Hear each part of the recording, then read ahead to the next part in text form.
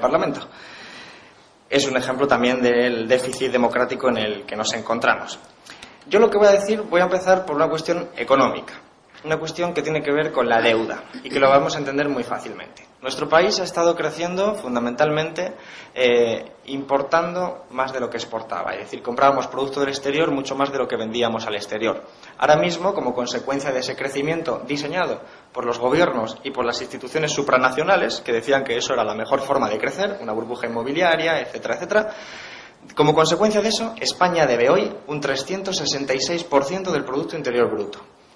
El Producto Interior Bruto es el valor monetario de la riqueza que se crea en un año.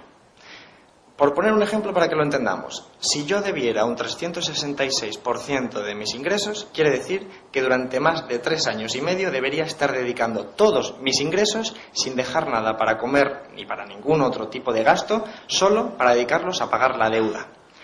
Esto quiere decir que España debería dedicar durante 3,6 años todo el tiempo, todo lo que produzca para devolver la deuda.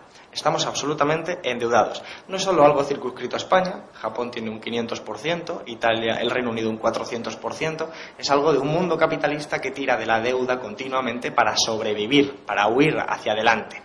Pero lo importante no es la magnitud, que es muy alta, 366%, sino cómo está distribuida.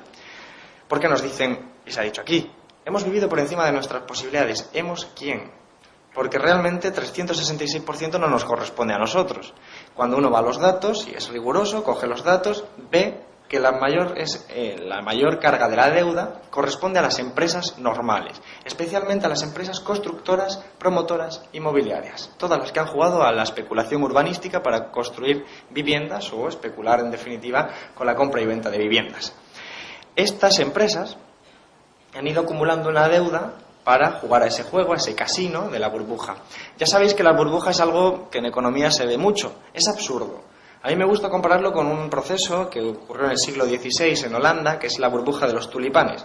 Yo entiendo que ya estamos familiarizados, desgraciadamente, con la burbuja inmobiliaria, pero quizás no con la de los tulipanes, y nos va a llevar a comprender lo absurdo de la economía algunas veces. En Holanda, en los Países Bajos, aparecieron tulipanes de unos colores muy bonitos. Eran tulipanes preciosos.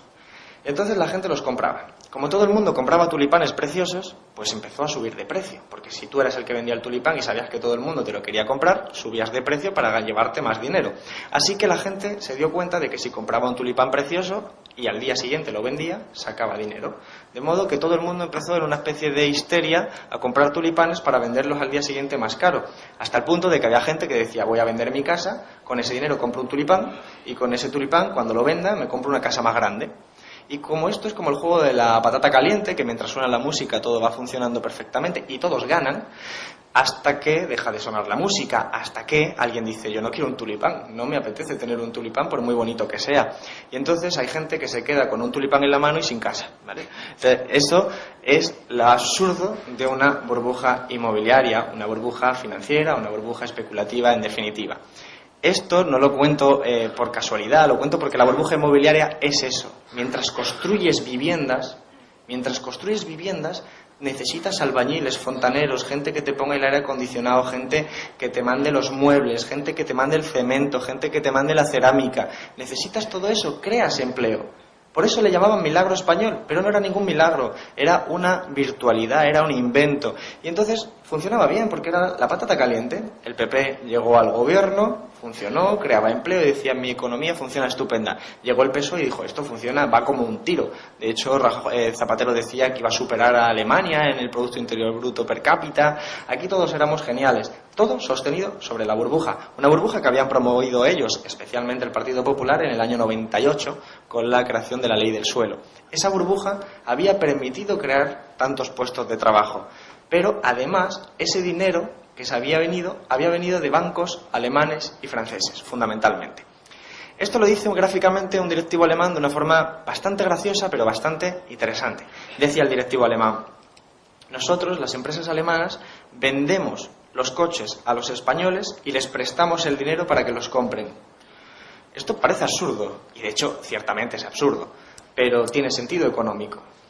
Tiene sentido económico porque resulta que las empresas alemanas vendían los productos a otros países, como España, Grecia, Portugal. Alemania es un país que exporta más de lo que importa, entonces vendía los productos a estos países, como España, y entonces tenía unos beneficios. Esos beneficios los mete en los bancos alemanes. Los bancos alemanes, ya sabéis que los bancos mueven el dinero para hacer beneficios, de modo que prestaron el dinero a los bancos españoles. Los bancos españoles también mueven el dinero para hacer beneficios, así que lo prestaron a las empresas inmobiliarias, constructoras y promotoras de España. Y estas empresas construían casas, y mientras se podía vender una casa, todo funcionaba supuestamente de la forma milagrosa. Claro que España importaba más de lo que exportaba, Alemania exportaba más de lo que importaba. De aquí podemos sacar una enseñanza brutal para la política aplicada. Cuando nos dicen, Alemania es un país de éxito, España es un país de fracaso. Mentira, los dos son el mismo modelo. El uno se necesita al otro y el otro se necesita al uno. Así de sencillo. Son dos países que se necesitan. De hecho, ahora que España, Portugal y Grecia llevan tanto tiempo en la recesión, es cuando se da cuenta Alemania de que ya no puede vender tantos productos porque están empobrecidos. Y hoy Alemania está en recesión, Francia también, Italia también, y están cayendo todos porque todo está interrelacionado. Por eso no se trata de que los españoles sean un modelo de crecimiento erróneo y el alemán sea un modelo exitoso que hay que copiar. Se trata de que los dos eran el mismo modelo, era un modelo simbiótico, era un modelo hermanado. Y aquí hay algo que yo creo que es importante destacar. Cuando una familia tiene ingresos y tiene deudas, puede ir pagando las deudas, pero cuando la echan del trabajo o pierde o le bajan el salario, no puede devolver las deudas, así que pierde la casa, la expulsan de su casa, se queda con la deuda y la mandan debajo de un puente. ¿Qué hace el Estado? Nada. El Estado no hace absolutamente nada. Cuando una pequeña y mediana empresa se encuentra con que la gente entra en su tienda y le dan beneficios y puede devolver la deuda, todo va bien. Pero si la gente es tan pobre que deja de entrar en la tienda y de repente pierde los ingresos, tiene las deudas y no puedes devolverlas, quiebras. ¿Qué hace el Estado? Absolutamente nada. Pero cuando esto le pasa a los bancos, aquí ya hay diferencias. Cuando el banco tiene ingresos y tiene que pagar deudas, todo va bien. Cuando los ingresos caen porque no te están devolviendo los préstamos o por otras razones y tienes deudas, ¿quiebras? No. No, porque viene el Estado y te rescata. ¿Por qué? ¿Son malvados? No. Es más sencillo. Hay un dicho en economía que dice, si tú debes 1.000 euros al banco, tú tienes un problema. Si tú le debes 1.000.000 de euros al banco, es el banco el que tiene el problema. Es muy sencillo de entender. Quiere decir que si el sistema financiero español quiebra, pues quiebra. Pero no va a poder devolver jamás las deudas. Y aquel que quiere cobrar las deudas probablemente quiebre también. Por eso hay unos bancos alemanes y franceses que se enfadaron mucho. Dijeron, como quiebre el sistema financiero español, yo no voy a cobrar mis deudas nunca más. Así que voy a salvarles. ¿Salvarles? ¿Para qué? Pues de una forma muy sencilla. El plan de rescate de 100.000 millones de euros que aprobó Guindos, el famoso memorándum con la Troika, era única y exclusivamente una estrategia que, de hecho, no se debatió en el Congreso español, se debatió en el Parlamento alemán, para pagarle dinero a los bancos españoles para que los bancos españoles pudieran devolver el dinero a los bancos alemanes. Es una forma de pagarse a ellos mismos con un intermediario. De esa forma se les daba dinero a los bancos españoles para que no quebrasen, para que pudieran seguir devolviendo las deudas. Esa es la razón de lo que llaman rescate. Por supuesto, esto ya quiere decir que no es rescate a la sanidad, no es rescate a la educación, no es rescate a los ciudadanos, no es rescate a los trabajadores, es un rescate única y exclusivamente a los bancos alemanes, a los bancos franceses. Y eso es tan triste que nos lleva a la situación en la que un país como el nuestro privatiza la sanidad, privatiza la educación, nacionaliza los bancos y los equipos de fútbol. Así que nos encontramos con un gobierno de sinvergüenzas. De sinvergüenzas que evidentemente buscan un modelo de crecimiento, buscan regenerar la economía. ¿Con qué bases? ¿Con qué bases? Yo creo que Marga además lo ha apuntado también en ese proceso, y aquí también lo hemos visto. Desde la entrada en la Unión Europea a España se la ha desindustrializado. España tenía industrias débiles, pero tenía industria al iniciar la época de la democracia. Débiles industrias que a la entrada de la Unión Europea le dijeron lo siguiente: no nos olvidemos nunca de que vivimos en una sociedad capitalista, y en una sociedad capitalista todos competimos entre todos. Los trabajadores competimos contra los otros trabajadores para acceder a un puesto de trabajo. Los estudiantes compiten contra otros estudiantes en tanto que serán, al final, futuros trabajadores. Las empresas compiten entre sí para vender sus productos y los estados compiten entre sí para vender sus productos en el extranjero.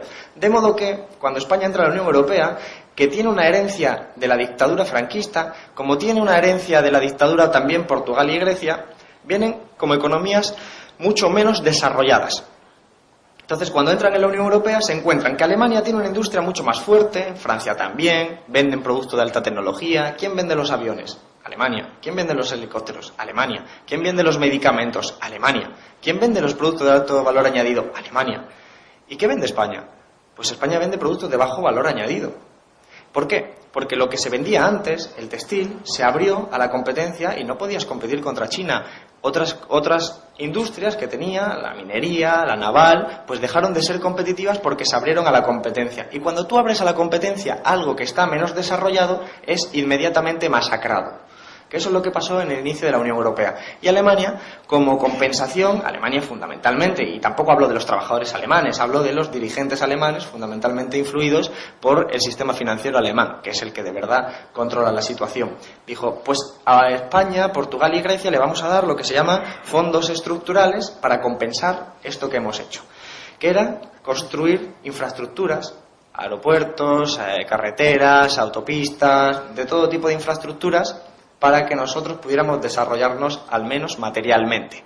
No nos dio dinero para industrializarnos y tener mejores industrias y tener mejores salarios, no. Nos dio dinero solo para construir infraestructuras. Qué casualidad que eso permitió a todos los productos alemanes llegar a todas partes de España mucho más rápido.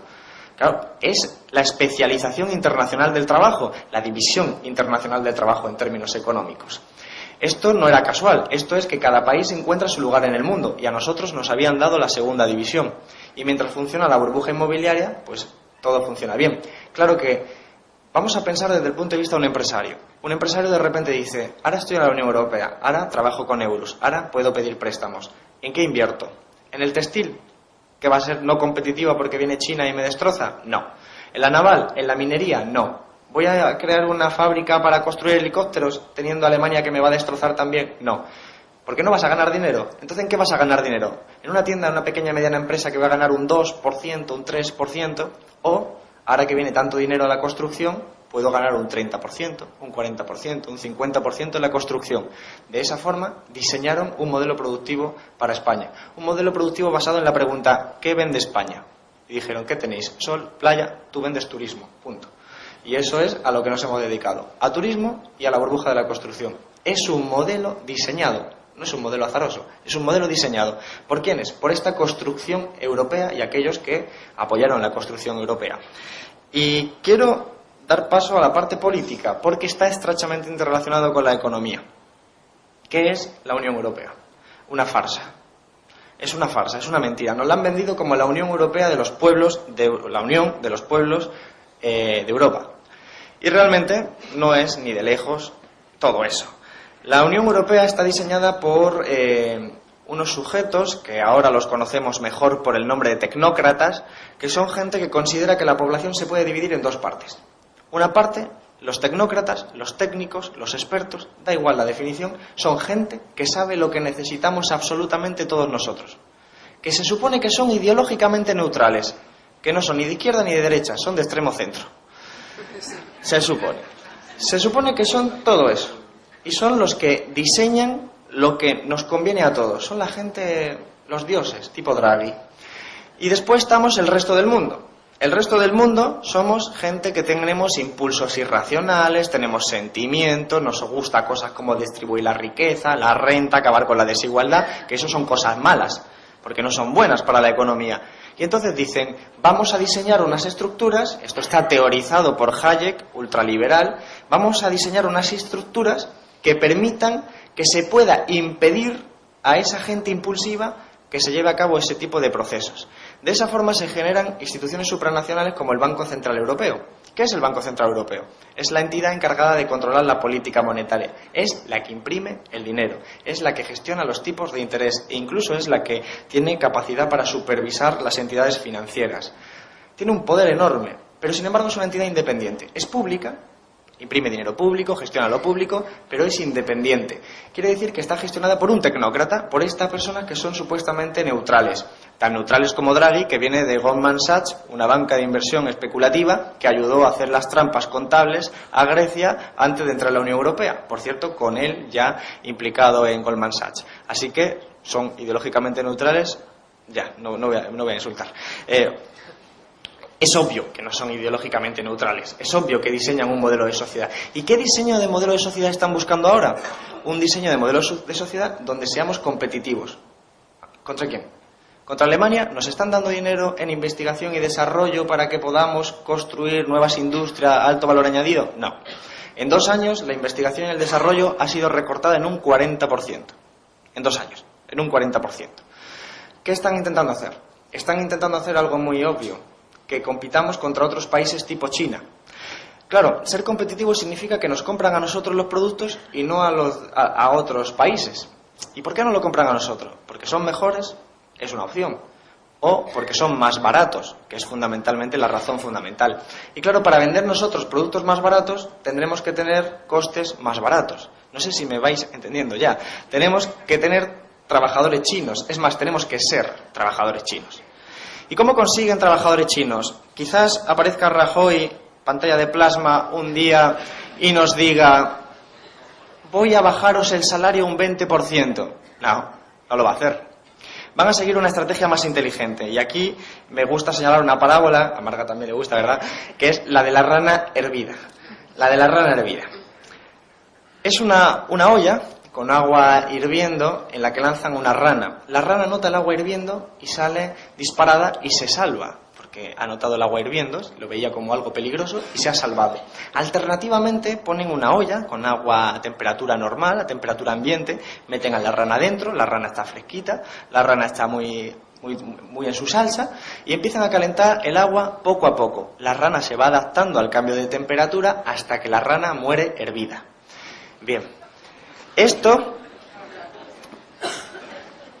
nosotros somos la rana, ¿vale?